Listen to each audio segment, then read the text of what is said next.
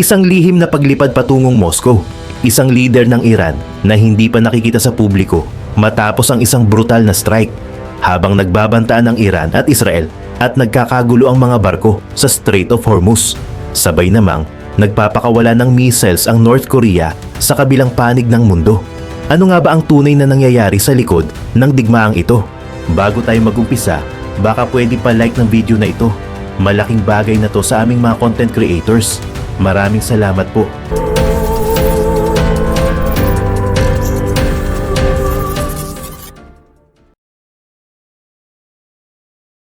Noong March 15, 2026, isang ulat mula sa Kuwaiti newspaper na Al Jarida ang biglang kumalat sa international media. Ayon sa report, ang bagong supreme leader ng Iran na si Mojtaba Khamenei ay lihim umanong inilipad palabas ng Iran patungong Moscow. Ang sinasabing operasyon ay isinagawa ng tahimik at hindi ipinapaalam sa publiko habang patuloy ang digmaan sa pagitan ng Iran, Israel at United States. Sa ulat, sinasabing ang evacuation ay isinagawa gamit ang isang Russian military aircraft. Hindi ito ordinaryong flight na nakalista sa commercial flight schedules. Ayon sa source ng pahayagan, isinagawa ang operasyon sa gabi upang maiwasan ang detection at upang hindi makuha ng media ang eksaktong oras ng pag-alis. Lumabas sa parehong report na ang planong paglipat ni Mojtaba Khamenei ay napag-usapan umano sa isang phone call sa pagitan ni Russian President Vladimir Putin at Iranian President Masoud Pezeshkian ilang araw bago ang operasyon. Sa nasabing pag-uusap, sinasabing inalok ng Russia ang kanilang tulong upang mailipat ang bagong Iranian leader sa isang mas ligtas na lugar kung saan maaring isagawa ang kinakailangang medical treatment. Ang dahilan ng paglipat, ayon sa report, ay may kinalaman sa mga sugat na natamo ni Mojtaba Khamenei sa unang strike na naganap sa Tehran. Sa mga unang araw ng digmaan, nagkaroon ng malawakang bombardment sa Pasteur Street District kung saan matatagpuan ang ilang pinakamahalagang government facilities ng Iran. Doon rin matatagpuan ang residential compound ng Supreme Leader. Sa parehong strike, napatay ang former Supreme Leader na si Ali Khamenei at ilang matataas na opisyal ng Iranian military at security establishment. Si Mojtaba Khamenei ay nasa compound din sa oras ng pag-atake at nakaligtas ngunit nagtamo ng mga sugat. Ayon sa mga ulat mula sa iba't ibang source, ang kanyang injuries ay nasa bahagi ng binti at braso matapos bumagsak ang bahagi ng gusali sa panahon ng bombardment. Dahil dito, kinailangan umano ng specialized surgery at mas mataas na antas ng medical care. Sa loob ng Iran, naging mahirap ang sitwasyon para sa mga ospital sa gitna ng digmaan.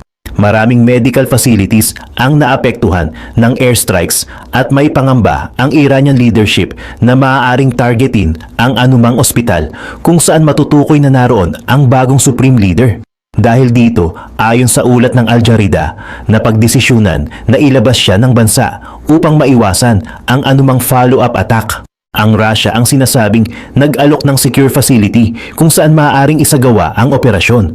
Ayon sa parehong report, ang surgery ay isinagawa sa isang highly secure medical facility sa Moscow na karaniwang ginagamit para sa mga sensitibong operasyon ng Russian leadership. Ang lugar na ito ay may mahigpit na security at may kakayahang protektahan ang pasyente mula sa anumang external threat. Gayunpaman, hindi kinumpirma ng Kremlin ang report. Wala ring opisyal na pahayag mula sa Iranian government na nagpapatunay na si Mojtaba Khamenei ay inilipat sa Russia. Sa kabila nito, mabilis na kumalat ang balita sa international media at naging isa sa mga pinaka-pinag-uusapang development sa gitna ng nagpapatuloy na digmaan sa Middle East. Habang lumalabas ang ulat tungkol sa paglipad patungong Moscow, nagsimula ring magtanong ang maraming observers tungkol sa tunay na kalagayan ng bagong leader ng Iran. Hanggang sa panahong iyon, wala pa ring video appearance o audio recording mula kay Mojtaba Khamenei mula nang italaga siya bilang supreme leader.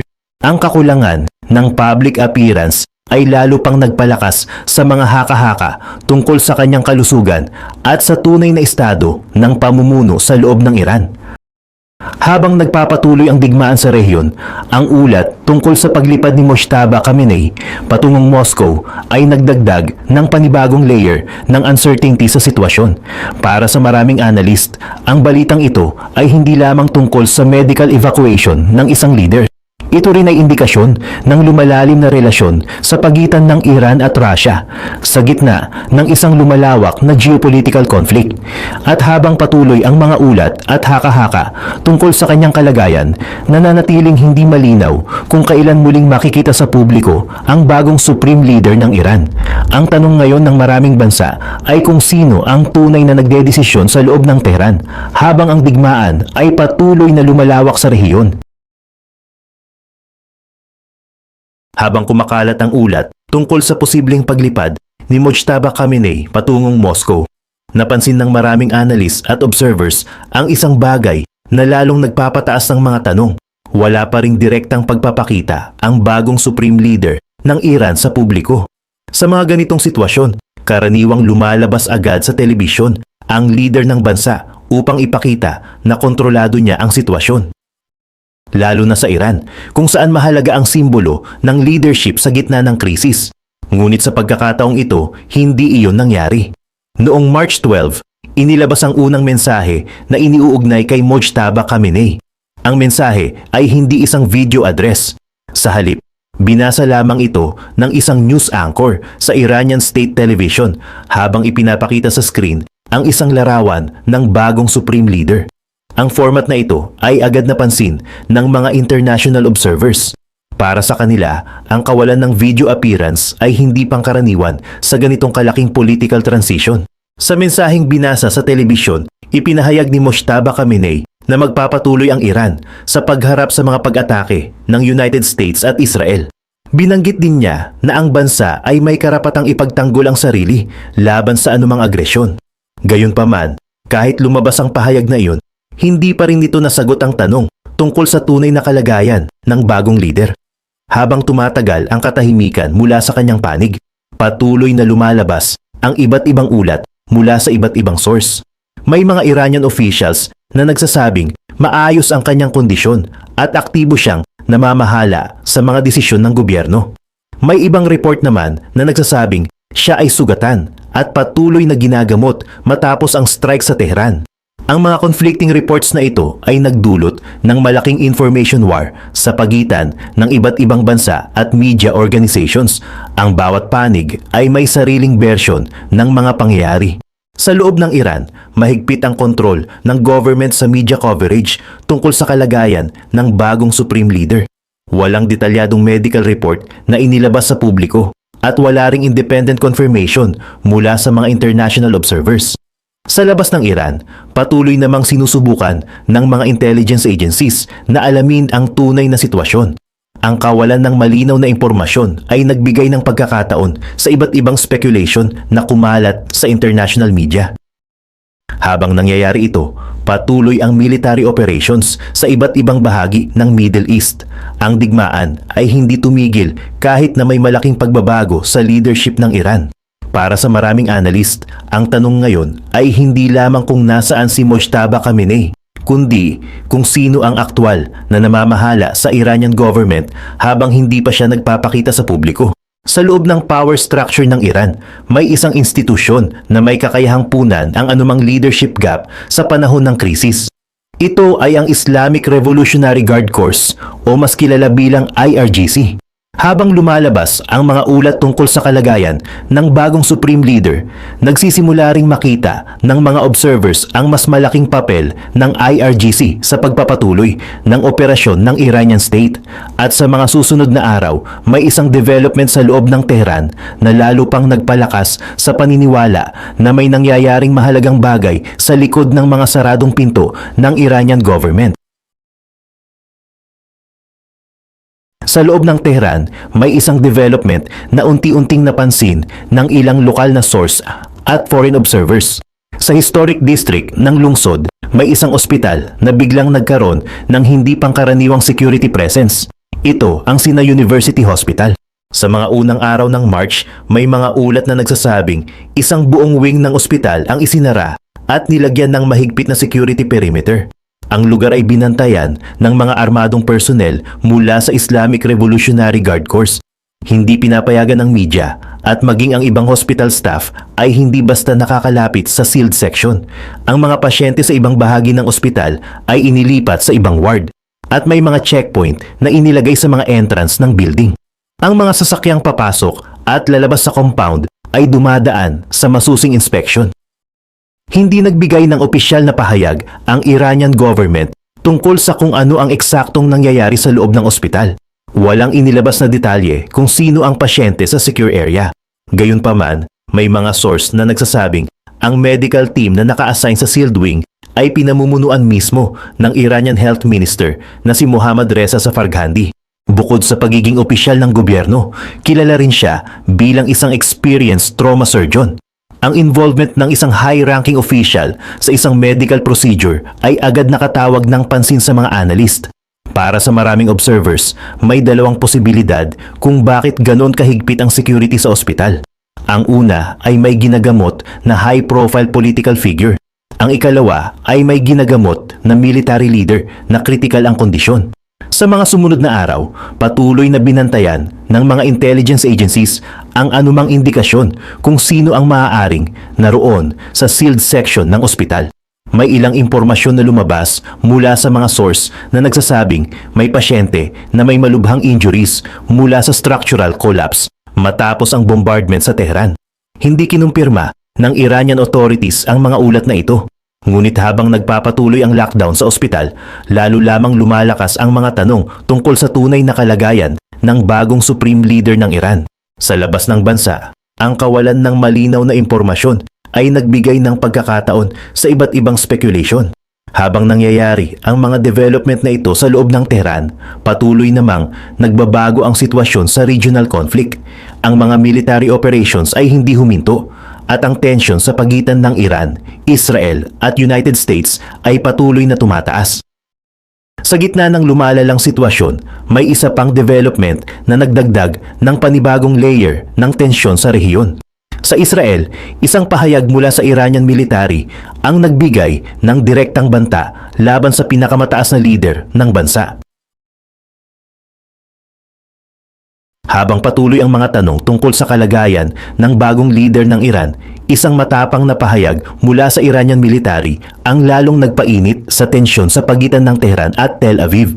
Sa isang statement na inilabas ng Islamic Revolutionary Guard Corps, sinabi ng mga opisyal na tutugisin nila si Israeli Prime Minister Benjamin Netanyahu saan mang panig ng mundo.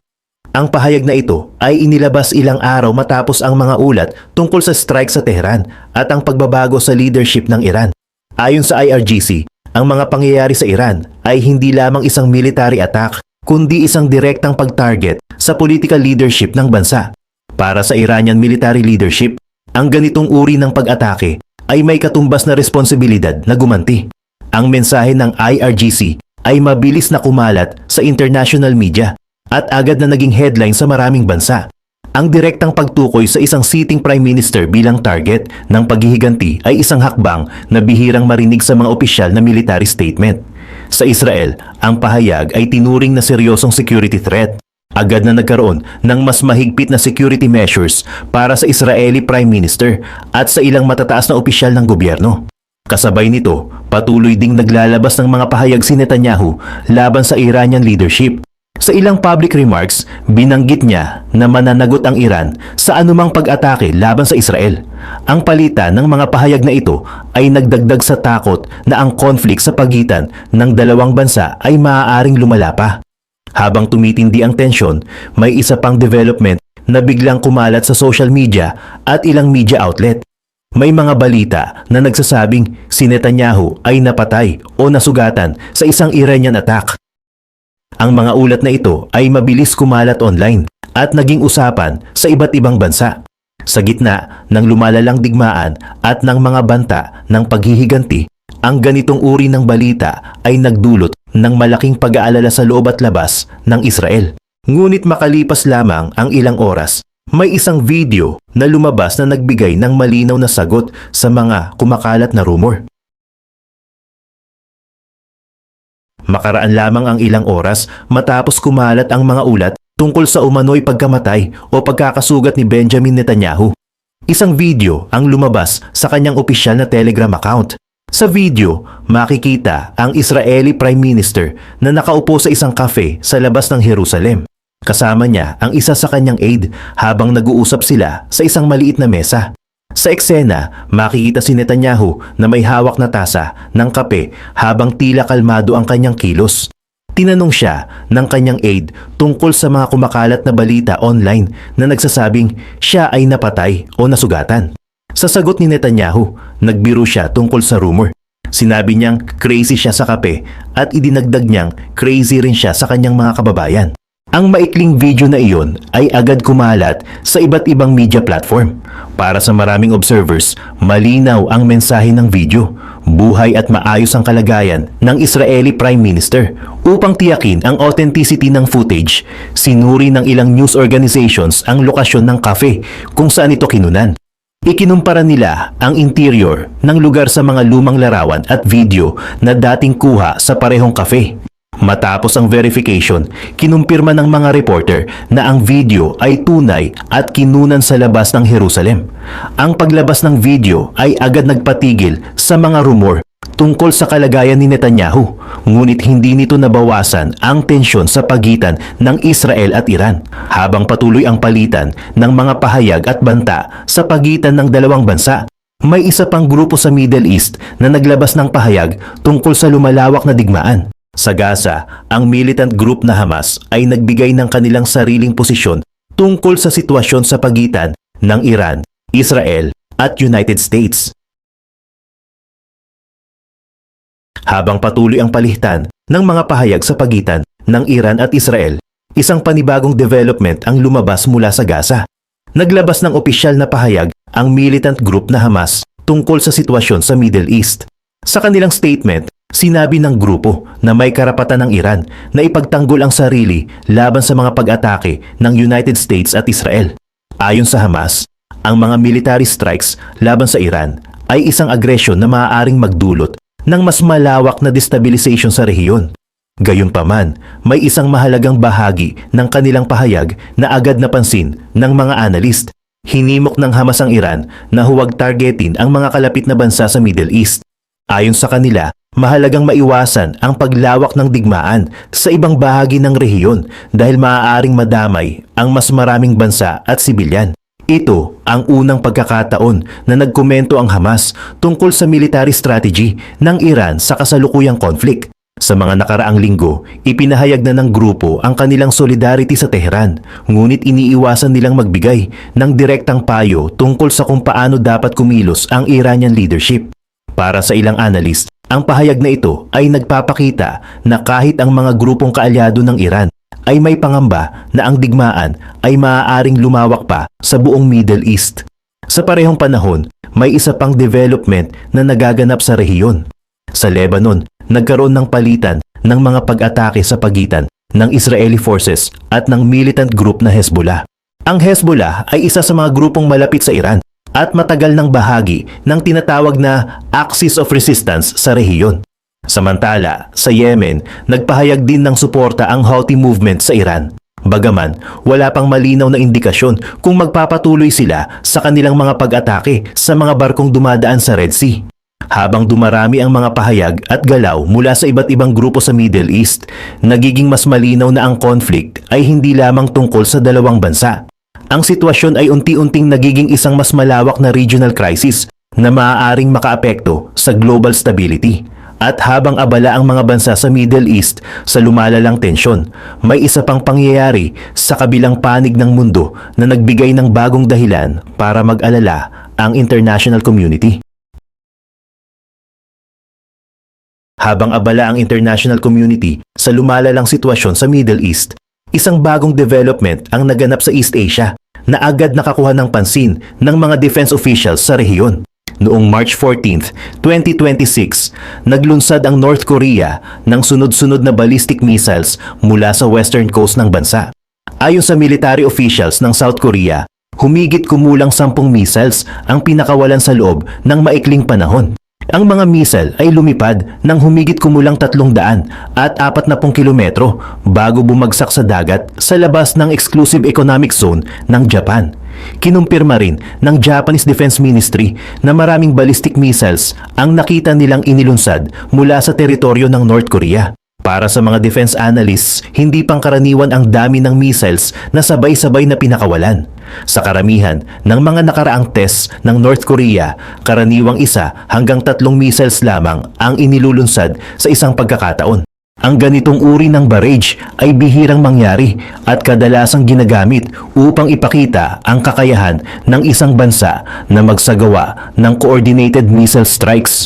Ayon sa mga opisyal ng South Korea, ang launch ay nangyari ilang araw matapos magsimula ang taon ng joint military exercises ng United States at South Korea. Ang military drills na ito ay matagal nang kinokondena ng Pyongyang.